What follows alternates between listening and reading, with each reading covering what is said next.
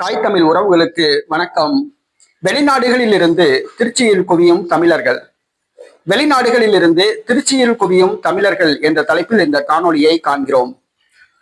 திருச்சியில் வருகிற பிப்ரவரி 21 நாம் தமிழர் கட்சியின் மாற்றத்தை விரும்பும் மக்களின் மாநாடு நடைபெறுகிறது. இது 2026 தமிழக சட்டசபை தேர்தலுக்கான நாம் தமிழர் கட்சி நடத்தும் மாநாடாக கருதப்படுகிறது. இந்த மாநாட்டில் 234 தொகுதிகளுக்கான வேட்பாளர்கள் அறிவிக்கப்பட உள்ளார்கள்.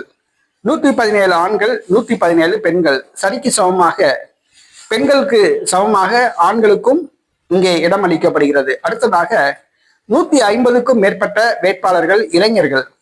ஏறத்தாழ 10 லட்சம் மக்கள் இந்த மாநாட்டில் கூடுவார்கள் என்று எதிர்பார்க்கப்படுகிறது. மாற்றத்தை விரும்பும் மக்களின் மாநாடு. இது அரசியல் கட்சி மாநாடு அல்ல, நாம் தமிழர் கட்சி மாநாடு அல்ல, மக்களின் மாநாடு.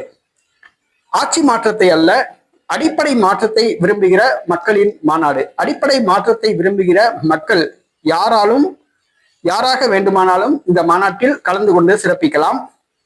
தற்பொழுது உலக தமிழர்கள் பலர் உலகத்தின் 193 நாடுகளிலிருந்தும் கிளம்பி இந்த திருச்சி மாநாட்டில் கலந்து கொள்ள உள்ளார்கள்.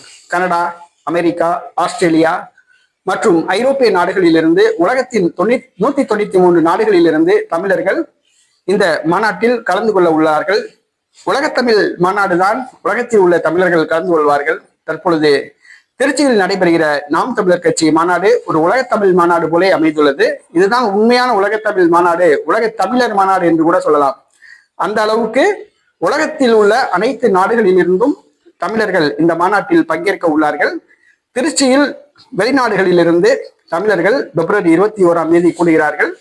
நாம் தமிழர் கட்சி மாற்றத்தை விரும்பும் மக்களின் மாநாட்டில் கலந்து கொண்டு சிறப்பிக்கிறார்கள்.